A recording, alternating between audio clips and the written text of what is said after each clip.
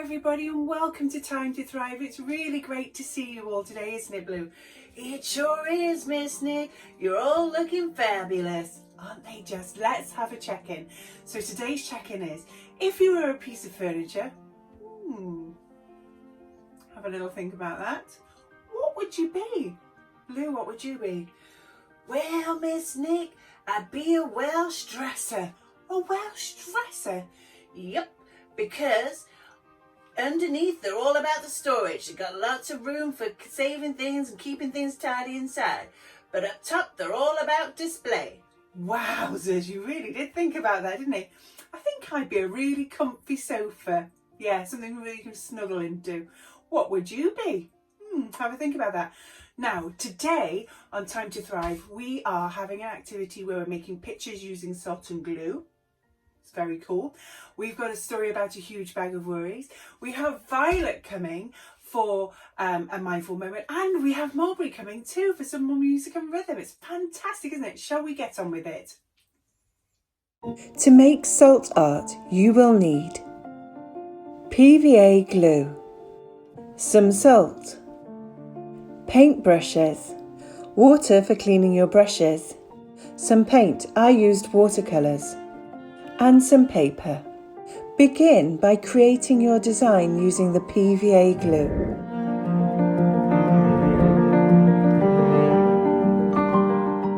Then sprinkle some salt over the glue. Shake any salt that's not stuck to the glue off. Now with some watery paint, you can dab the colour along the glue and the salt design.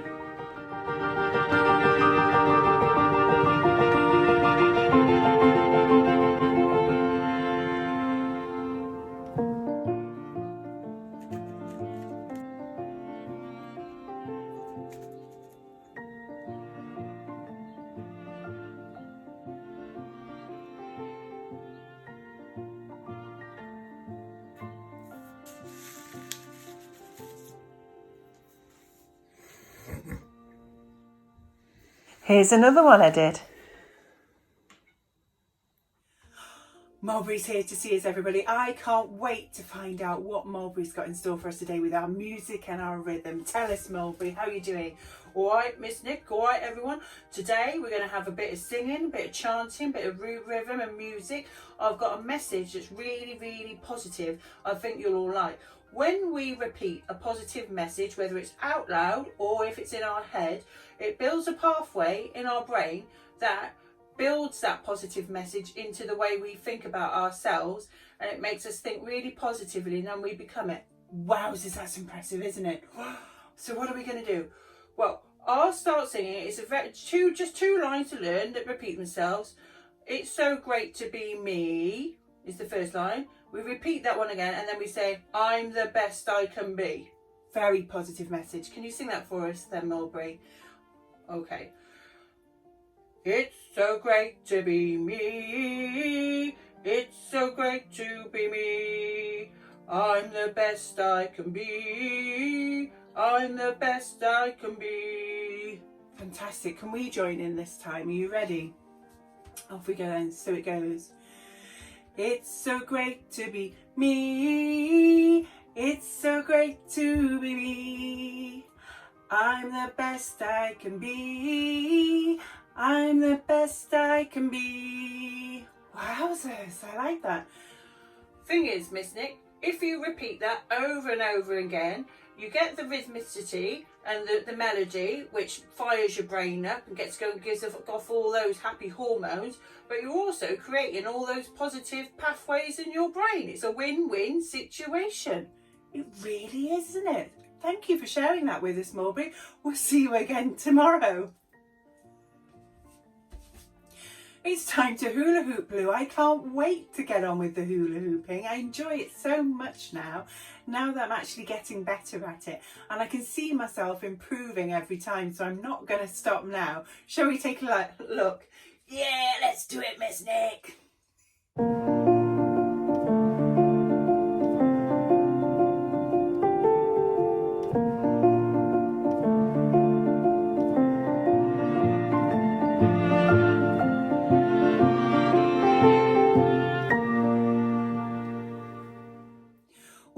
have worries from time to time, and this is a wonderful book exploring about how a little girl had some worries that were really getting her down, and what she did to sort of deal with those worries. It's called A Huge Bag of Worries, and it's written by Virginia Ironside, and it's illustrated by Frank Rogers.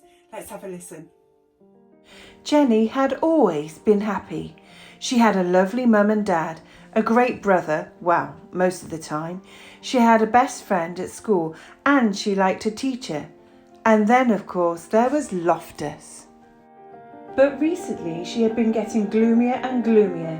It wasn't just one thing, it was everything. She worried that she was getting too fat, that Loftus had fleas, and that her best friend was going away.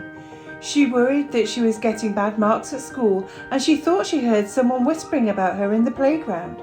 She worried when her mum and dad had an argument. She even worried about wars and bombs, until one day she woke to find a huge bag of worries. The bag followed her everywhere, to school, to swimming, to the toilet, and it stuck by her even when she was watching TV.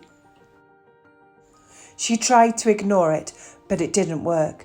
She tried throwing it away, but it always came back. She tried to lock it out, but when she got back to her bedroom, there it was, waiting for her. It was like a horrible shadow she couldn't get rid of. What could she do? She asked her brother for help, but he was busy with his computer game, and all he said was, "I don't know what you're talking about. I don't have any worries." After that, she didn't feel like asking anybody else. She knew she'd only feel stupid. Mum would probably say, "You've got no worries that I can see. You're a lucky girl. You've got your health, your friends, your family. What more do you want?" So she decided not to tell her.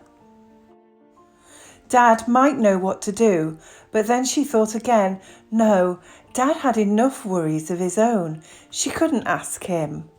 Every day things got worse.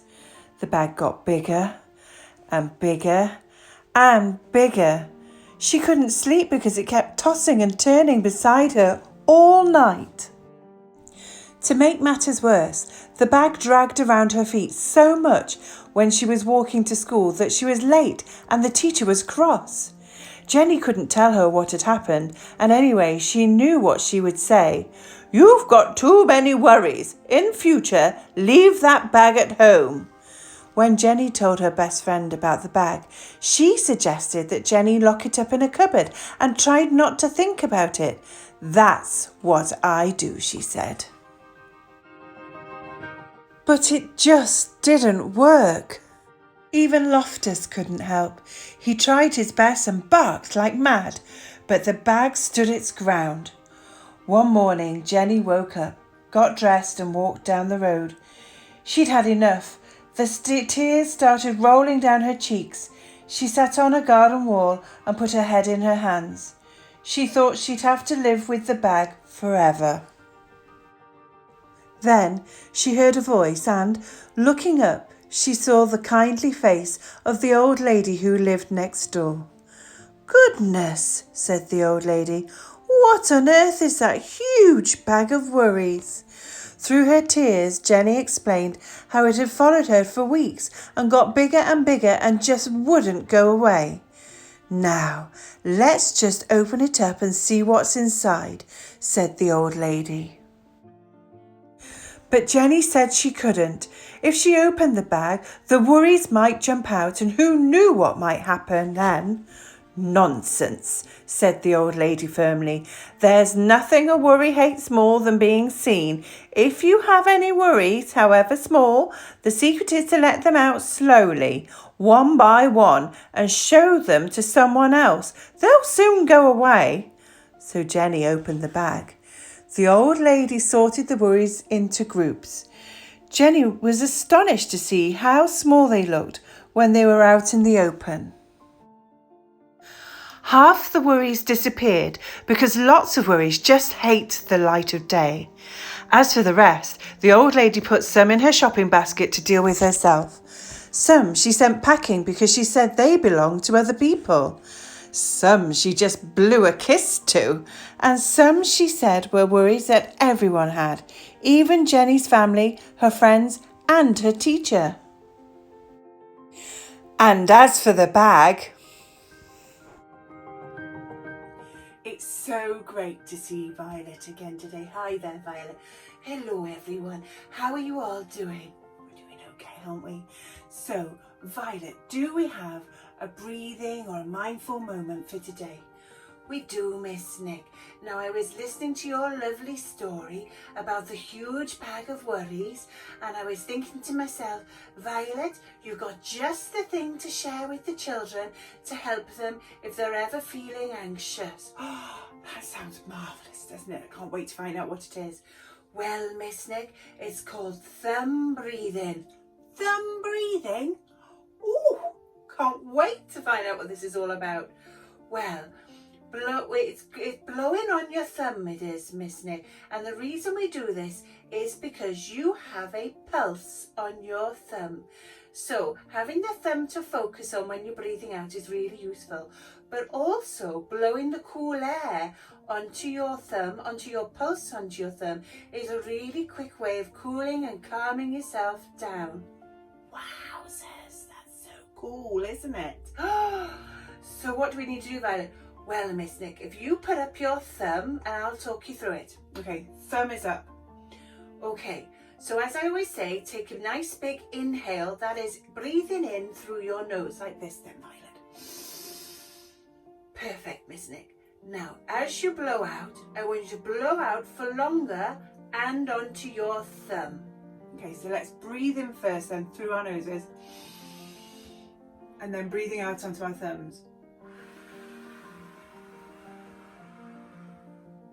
Feel that cool air. Should we do it again?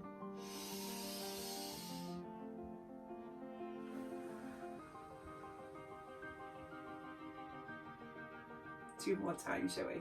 And in through our noses.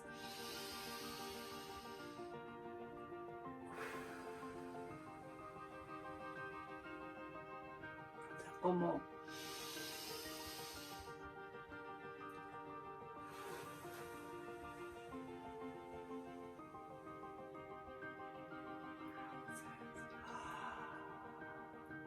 Violet, you were right. Having the thumb to focus on was really useful, but I felt the cool air on my thumb, and that long breath out helps you become really, really calm, doesn't it? It's wonderful. The great thing about that, Miss Nick, is that you can do that anytime, any place, anywhere, can't you? You just pop your thumb out and have some breaths, and it's a really good way of you being calmer, your body and your mind becoming calmer. So right, such good advice from Violet, isn't it? Thank you, Violet, for coming and sharing that with us today. We'll see you again tomorrow. That would be wonderful, Miss Nick. See you all later. Blue, it's Would You Rather time. Today's question is, would you rather only be able to dance or only be able to sing? I like doing both. It's really hard, isn't it? What do you reckon, Blue? Well, it's gotta be dancing for old Blue, because Blue loves dancing. He's very light on his feet. He likes to twirl. He likes to leap around. I'm all about the dancing. Oh, it's good to know. I wonder which one you would choose. Well, it's the last part of our Time to Thrive for today, and it's time for the joke. Okay, are you ready for today's joke? Blue's ready, look at him. Okay, so today's joke is, why did the lion spit out the clown? I don't know. Why did the lion spit out the clown? Because he tasted funny. Clowns are funny, and he tasted funny too. That's a good joke, Miss Nick. It was a good joke, wasn't it? We'll say goodbye now, and we'll see you all again tomorrow. Okay, you ready, Blue? Okay. Hwyl fawr, ffrindiau.